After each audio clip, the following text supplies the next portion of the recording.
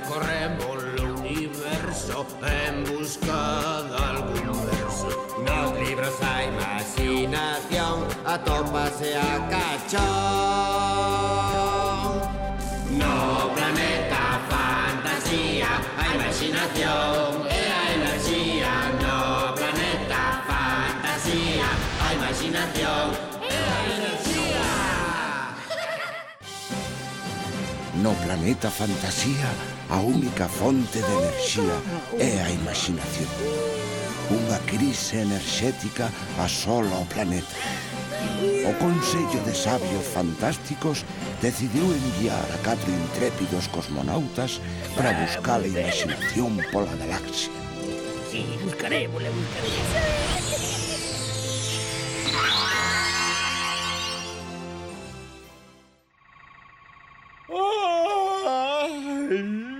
Que ben dormín! Teño forzas dabondo para a visita que faremos hoxe aos Ancares. Ui, estou desexando partir a ese lugar. Merliño, polo que contaches ten que ser moi fermoso. Sí que o é.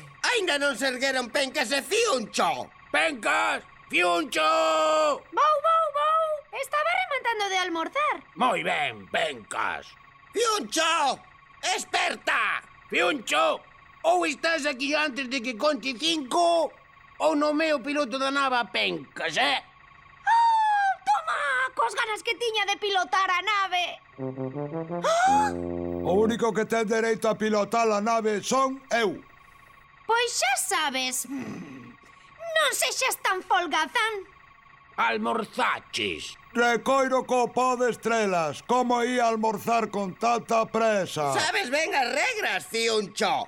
Non se pode pilotar a nave sen estar ben alimentado. Que non volva a ocurrir, fiuncho. Preparámonos para despegar inmediatamente e despois almorzas. Todos listos para despegar. Por aquí todo en orde.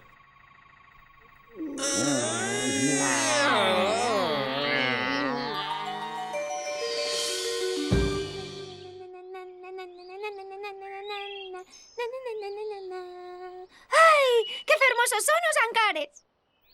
Pecas, atopei unha prata que dá caramelos, biches. Que rico, quero probalos. Non! Non se vos socorra. Para nós son veneno. Ai, que morremos, Pecas. Situación de emerxencia, axuda, por favor. Non quero morrer. Cantas boliñas vermellas comestes? Ninguna.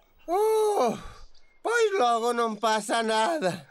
Son venenos e as comemos. Ou se as comen os humanos. É que son tan bonitas. Sabedes a que non lle fan mal? A pita do monte. E que é Pita do Monte? Unha ave que vive nos Ancares e que pode desaparecer. Como ao planeta fantasía. Sí. Se non levamos a enerxía. Sí, pencas. Por iso hai que coidar estes montes para que teñan un lugar onde vivir. Eu a cibro, para que teñan alimento. Vedes eses ourizos que hai ciscados polo chan? Se mirades dentro, atoparedes uns froitos que si se poden comer, as castañas. Tende cuidado que pinchan. Vai ourizo máis grande. Que grande será a castaña, a ver. ¡Oh, qué sorte! ¡Un libro, un libro!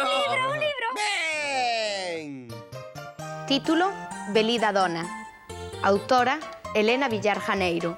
Ilustracións: Enxamio. Editorial: Tambre. Naceu Belida Dona na diminuta aldea do Curuto dun monte dunha afastada serra, no país dos 1000 ríos e milleiros de estrelas, de antigos petroglifos sobre laxes moi vellas, de soles fuxidíos e as lúas cheas. Chegou a súa chouzana no mes de abril, cando o cuco tremía no seu cubil. Celebrou a montaña tal nacemento cunha festa de ananos, gnomos e elfos. E acenderon fogueiras moi quentadoras para contar en lendas ata deshora. E por se fose pouco, tanto galano, Belida Dona tivo outro agasallo. Ven unha corza que a saudou coa manciña de prata e ali quedou. Medrou Belida Dona sempre coa corza, xogando as escondidas entre as carocas. Curí, curí, onde estás? Estou aquí. Zugaban caramelos polas xeadas e facían magostos polas castañas. Curí, curí, onde estás? Estou aquí. Chuchábanlles o mel os melitroques e botaban foguetes cos estalotes. Curí, curí, onde estás? Estou aquí. E no canto de cromos, como outras nenas, xuntaban nas pucharcas lúas e estrelas. Curí, curí, onde estás? Estou aquí. Belida dona, xa máis grandiña, Bolonia e soñadora, poñíase na porta cada tardiña. Sempre pasaba un príncipe por diante da súa casa, montado nun cabalo de crechas brancas. Collía o trote para levala polo medio da brétema desmelenada. E ían correndo ata chegar ás portas dun gran castelo. Onde teño a ferramenta? Pregunta Belida dona cando quere ser poeta.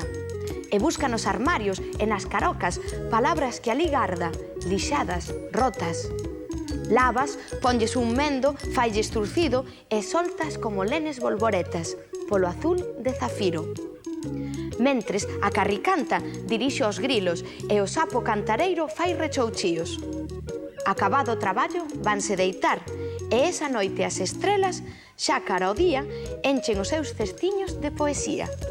Belida dona soubo da música por ser veciña de Cuco Cantor. Como ela tiña voz afinada, foi de soprano e el de tenor. Representaban todos os días. Que gusto daba por o luar oír os grilos cantar Nabucco e os dous solistas indo detrás. Cando chegaban coas súas calores os días longos polo verán, interpretaban os nivelungos, acompañados polo paspallás. E nos outonos, a frauta máxica. Despois, no inverno, volvían xa el para o niño e ela a chouzana, cantar as arias de Butterfly. Gaga é moi despistado, É o noso avó interplanetario. Ten un bigote desordenado.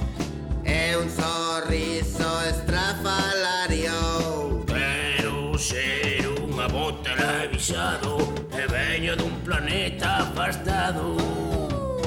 Dade míos contos galegos e a imaginación dos seus versos.